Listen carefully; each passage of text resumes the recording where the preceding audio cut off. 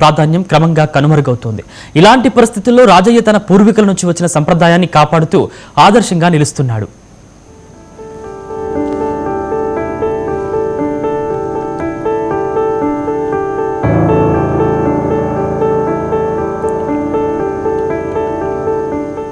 సిద్దిపేట జిల్లా కొమరవెల్లి మండలం గురవన్నపేట గ్రామంలో గోసంపదను కాపాడుతూ తన జీవితాన్ని అంకితం చేసిన రైతు బ్రహ్మలపల్లి రాజయ్య కథ గ్రామీణ భారత సంస్కృతిని ప్రతిబింబించే అరుదైన ఉదాహరణగా నిలుస్తోంది.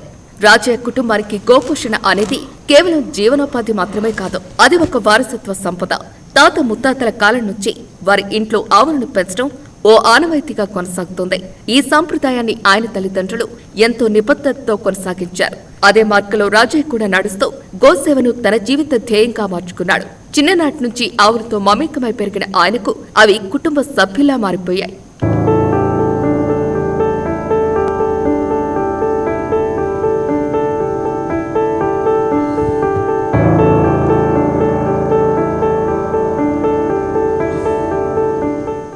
ఎండ వాన అని లెక్క చేయకుండా ప్రతిరోజు గోవులను మేతకు తీసుకువెళ్లటం, వాటి ఆరోగ్యాన్ని పరిశీలించడం, సరైన ఆహారాన్ని అందించడం వంటి పనులను నిర్వహిస్తాడు. సాయంత్రం తిరిగి వాటిని ఇంటికి తీసుకొచ్చి ప్రేమగా చూసుకుంటాడు. గోవుల ఆరోగ్యం, శుభ్రత, పోషణ విషయంలో ఎలాంటి రాజీ పడకుండా వాటిని కుటుంబ సభ్యులా ఆదరిస్తాడు.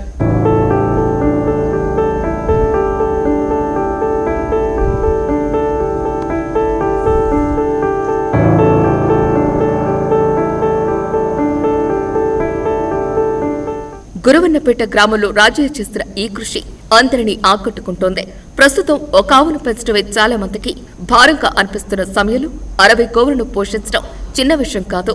రాజయ్య చేస్తున్న కృషిని గ్రామస్తులు కొనియాడుతున్నారు. గ్రామ పెద్దలు కూడా రాజయ్యను ప్రత్యేకంగా ప్రశంసిస్తూ రాజయ్య తమ గ్రామానికి గర్వకారణమని, గోమాతను దేవతలా భావించి సేవ చేస్తున్నాడని అభినందిస్తున్నారు.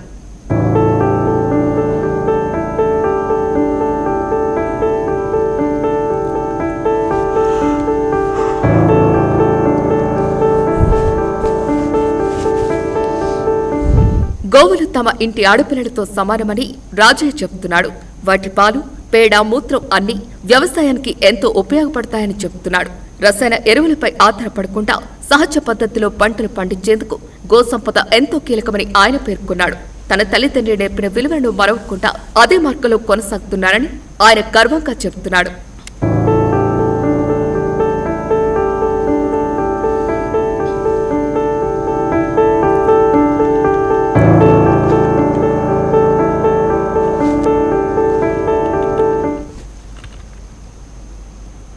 పెద్దపల్లి జిల్లా పుత్కపల్లి గ్రామ పంచాయతీ కార్యాలయంలో ఏసీబీ అధికారులు తనిఖీలు నిర్వహించారు.